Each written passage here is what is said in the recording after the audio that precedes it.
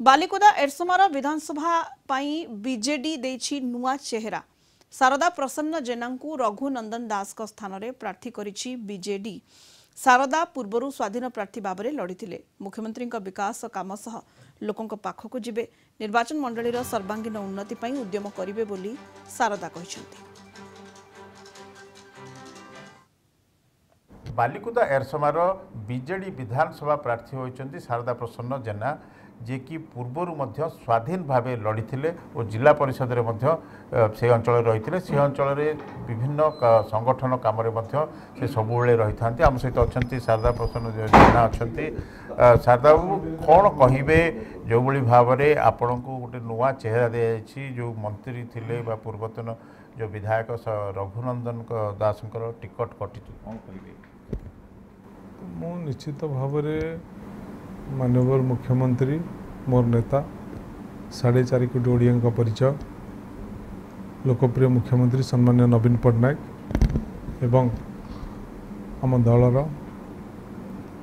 VK Pandian सार, संगठन संपादक प्रणव प्रकाश दास तथा आमर ऑब्जर्वर सम्मान्य अरुण साहू एवं आम अंचल नेता श्रीजुत रघुनंदन दास समस्त बालिकुदा एरसमार जनसाधारण पाखे निश्चिंत भाव में कृतज्ञता ज्ञापन करुच्ची एवं आगामी ये जो निर्वाचन आसूची ए निर्वाचन रे मु चेष्टा करी मो बिजु जनता दलर परिवार समस्त सदस्यों को सांगे धरी निर्वाचन बैतरणी पार होगा।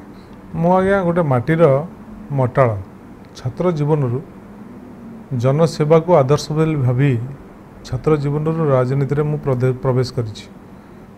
मोर राजनीतिक जीवन रे मु बांकी कॉलेजर छात्र संगठन सभापति, तापरे विभिन्न सांगठनिक पदपदवी कार्यक्रम, तापरे 1997 मसीह जिला परिषद सभ्य एवं समिति सभ्य रूपे निर्वाचित।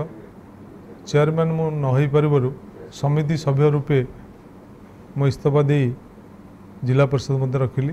तापरे 97 रु 2002, 2000, 2007, 2007, 2012, 2012, 2017 चारिथर मो ब्लॉक एरसमा ब्लॉक 3टी जिला परिषद जोन रु लगातार भाव मु निर्वाचित होइछि एवं मोर लोकों सहित मु सुसंपर्क अच्छी। लोकों सहित मु अच्छी लोकों सेवा मोर गोटे धर्म बोली मु भावी मु राजनीति प्रवेश करछि एवं सेही कथारे मु मध्य विचलित केबे हेइनी कि सितरु मु केबे पथभ्रष्ट होइनी। से कार्यक्रम मु एपर्यंत मध्य जारी रखिछि। प्रथम थर विधानसभा लड़ुचंती कौन रही कौन चैलेंज रही? मु विधानसभा वास्तव में प्रथम थर बिजु जनता दल टिकेट लड़ुची, किंतु ता पूर्व 2014 मसीह मु स्वाधीन भाव विधानसभा निर्वाचन लड़ीची एवं स्वाधीन भाव मु ऑफिशियली 23,998 खंड भोट पाइची एवं नॉन ऑफिशियली पाखापाखि 30,000 भोट मो संगे थिला।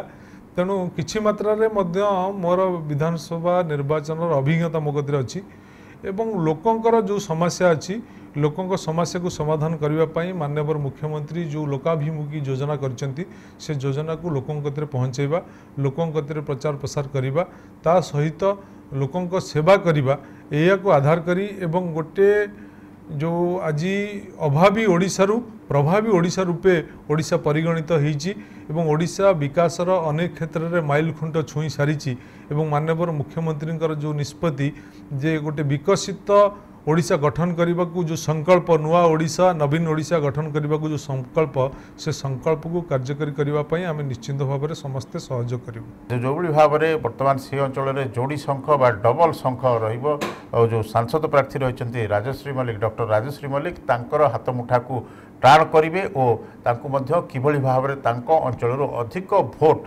संसदीय निर्वाचन ट्रांसफर हम से सचेतन हे।